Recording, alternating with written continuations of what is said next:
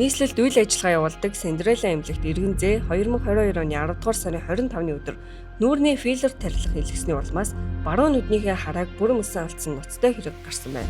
Хохирогч зээ нь олон улсын сургалт курсуудыг дүүргэсэн мэрэгжлийн багтай гэж танилцуулсан эмнэлэгт итгэж гоо сайхны филлер тарилгыг хийлгэсэн бөгөөд эмчилгээний явцад шүүгдэгч эм Гана VPLL найрлагатай филлер бодис болон мохоо үзүүртэй 31G тариурын зүү ашиглан духны дээд хэсэг тарилга хийх үед судсыг гэмтээснээс торлог бүрхүүрлийн артерийн цусан хангамж талсалцсны улмаас хараа нь бүр мөсөн алдагдсан байна.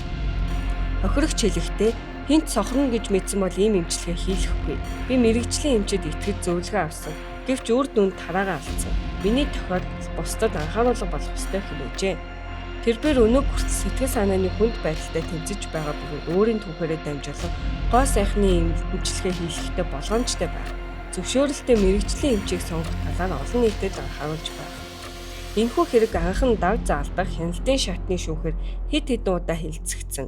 Анхан шатны шүүх 2024 оны 4-р сарын 24-нд шүүгдэгч эмийг хүний эрүүл мэндэд хүнд хохирол болгоомжгүй учруулсан гэмт хэрэгт буруутай гэж үзэж эрүүгийн хуулийн 11-ийн 3-р зүйлийн нэгд хэсэг зааснаар гоо заслын эмчилгээ хийхийг 2 жилээр харсч зорчих эрхийг 1 жил 5 сарын хугацаагаар хязгаарлах шийтгэл оногдуулжээ. Хохирогч зээ хохирлоо нөхөн төлөвлөх хэрэгтэй болсон байна. Шүүгдэгчийн өмгөөлөгч дав заалдах шатны шүүхэд гомдол гаргасан ч анхан шатны шүүхийн шийдвэрийг хэвээр үлдээсэн бөгөөд хохирогчийн гаргасан нэхэмжлийн зарим хэсэг бүрэн хангагдаагүй юм. Хяналтын шатны шүүх мөн өмнөх шийдвэрүүдийг үндсэлтэй гэж үзэн хэвээр үлдээжээ. Шүүхийн шийдвэрт дурдсанаар шүүгдэгч эм нь интернет дээд сургуулийг төгсөж арсны эмчээр мэрэгсэн мэрэгжлийн үйл ажиллагаа эрхлэх зөвшөөрөлтэй байсан хэдий ч филлер тарилгын зөв аргачлалыг мөрдөөгүй, аюулгүй ажиллагааны шаардлагыг хангаагүйгээс хохирогчийн эрүүл мэндэд хүнд хохирол учруулсан нь тогтоогдсон байна. Мөн хохирогчийн өмгөөлөгч Пүрэв Сүрэнгийн гаргасан гомдолд дурдсанаар эмнэлэг нь филлер болон тариурын зүү бүгд найрамдах солонгос улсаас шууд импортлсон тогтоогдсон. Энэ нь эмнэлгийн хэрэгслийн тухай хуулийн 7-15 дугаар зүйлийг ноцтой зөрчсөн гэж үзсэн бөгөөд эмнэлэг нь эмнэлгийн тусгай зөвшөөрөлтэй хэрнээ эмнэлгийн хэрэгслийг хууль босоор импортлсон эрүүгийн хуулийн 20-14 дугаар зүйлийн 4-5 дахь хэсэгт заасан гэмт хэрэгт хамарч болзошгүй нөхцөл байдалтай юм.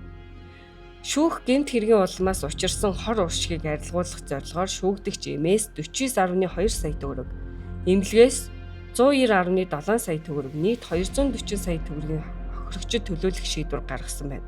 Харин хохирогчийн Солонгос болон Непал улсад эмчилгээ хийлгэсэн зардлын баримт нотлох баримтын шаардлага хангаагүй тул хилцээгүй орхижээ. Шүүхийн шийдвэрт зааснаар хохирогч зээ ирээдүйд нотлох баримтаа бүрдүүлж хууль заасан үндслээр дахин нэхэмжлэх хэрэгтэй үлдсэн байна. Энэхүү хэрэг нь Монгол улсад гоо сайхны эмчилгээний салбарт мэрэгжлийн ёс зүй, аюулгүй ажиллагааны стандартын чухлыг онцлсон сургамж болж иргэдэд эмчилгээний байгууллага эмчээ зөв сонгох, эрсдлээ урьдчилан тооцоолохын ач холбогдлыг дахин сануулж байна. Манайх бол одоохондоо мэдээлэл өгөхгүй байгаа шүү. Ер нь нийт мэдээлэл гэдэг ч юм уу дараа нь хийх болов танах өөрсдөө? За сайн хэлж мэдэхгүй байна.